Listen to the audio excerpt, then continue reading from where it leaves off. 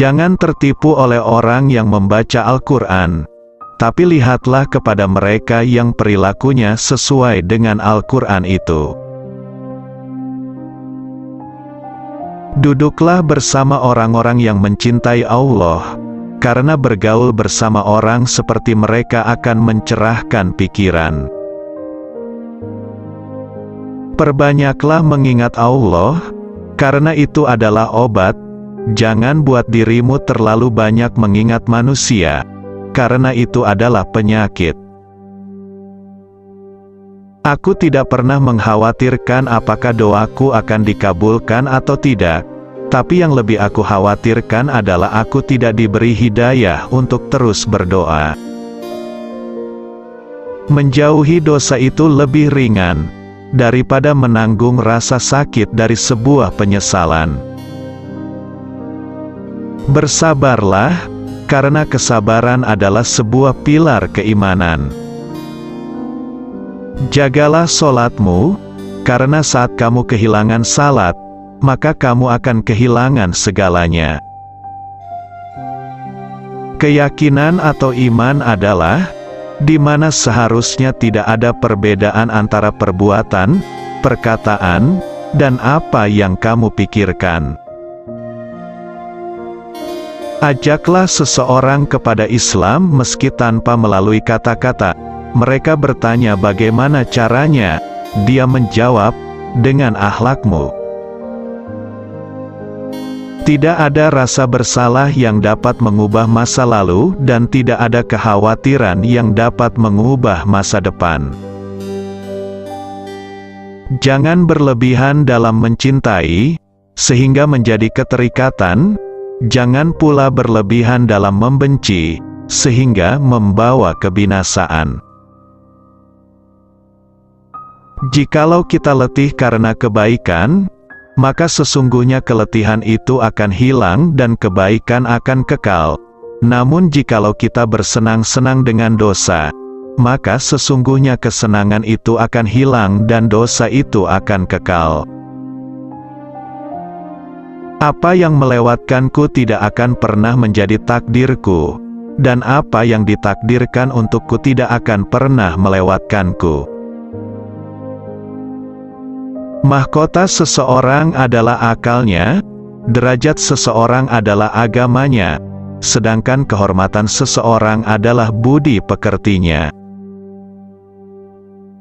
Kebajikan yang ringan adalah menunjukkan muka berseri-seri dan mengucapkan kata-kata lemah lembut.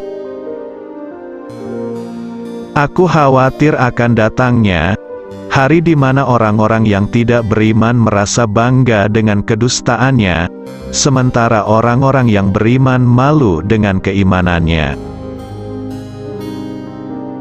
Jangan bersedih atas apa yang telah berlalu, kecuali kalau itu bisa membuatmu bekerja lebih keras untuk apa yang akan datang. Ketahuilah sabar itu ada dua, yang satu lebih utama daripada yang lain. Sabar pada waktu musibah itu baik, yang lebih baik daripadanya lagi ialah sabar, menahan diri, dari yang diharamkan Allah. Jadilah orang yang bermartabat, jujur dan selalu menyampaikan kebenaran. Sabar adalah bahan ramuan paling menyehatkan dalam hidup kita. Berpegang teguhlah pada kebenaran, bahkan meski kebenaran itu akan membunuhmu. Jika pasanganmu sedang marah, maka kamu harus tenang, karena ketika salah satunya adalah api, maka satu yang lainnya harus bisa menjadi air yang bisa meredam amarah itu. Dari begitu banyak sahabat, tak kutemukan sahabat yang lebih baik daripada menjaga lidah. Aku memikirkan tentang semua pakaian, tetapi tidak menemukan pakaian yang lebih baik daripada takwa. Aku merenungkan tentang segala bentuk amal baik, namun tidak mendapati yang lebih baik daripada memberi nasihat yang baik. Aku mencari segala bentuk rezeki, tetapi tidak menemukan rezeki yang lebih baik daripada sabar. Lidah akan terus berkata jujur selagi hatinya ikhlas dan luhur. Cara terbaik untuk mengalahkan seseorang adalah mengalahkannya dengan kesopanan. Barang siapa yang jernih hatinya akan diperbaiki pula oleh Allah pada apa yang nyata di wajahnya. Biasakan diri dengan hidup susah, karena kesenangan tidak akan kekal selamanya. Aku tidak peduli atas keadaan susah dan senangku, karena aku tidak tahu manakah di antara keduanya itu yang lebih baik bagiku. Hindarilah sifat malas dan bosan, karena keduanya kunci keburukan. Sesungguhnya jika engkau malas, engkau tidak akan banyak melaksanakan kewajiban. Jika engkau bosan, engkau tidak akan tahan dalam menunaikan kewajiban. Umar berkata, suatu negeri akan hancur meskipun dia makmur. Mereka bertanya, bagaimana suatu negeri bisa hancur padahal dia makmur? Ia menjawab, jika pengkhianat menjadi petinggi dan harta dikuasai orang-orang fasik.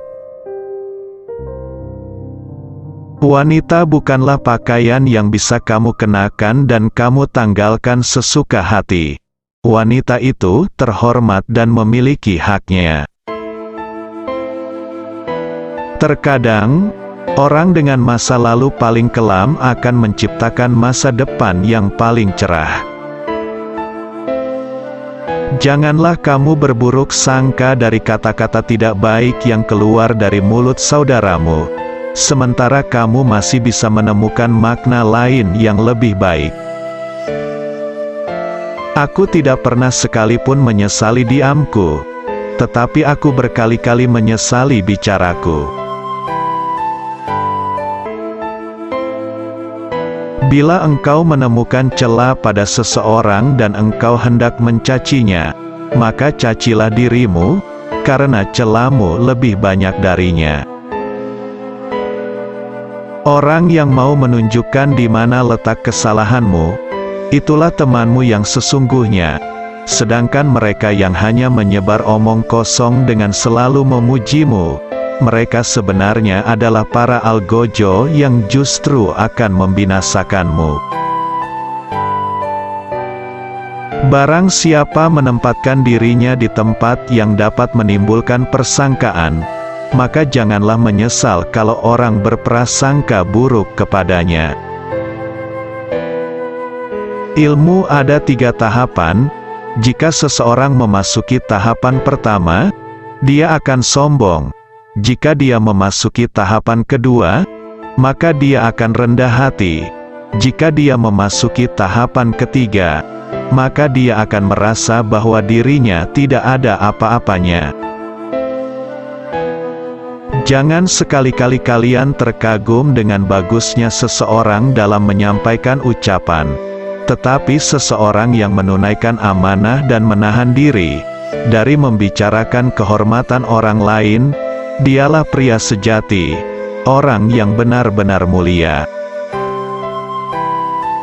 Orang yang berilmu lebih utama daripada orang yang selalu berpuasa, salat, dan berjihad. Karena apabila orang berilmu mati, maka akan ada kekosongan dalam Islam yang tidak dapat ditutup selain oleh penggantinya, yaitu orang berilmu juga. Raihlah ilmu, dan untuk meraih ilmu, belajarlah untuk tenang dan sabar.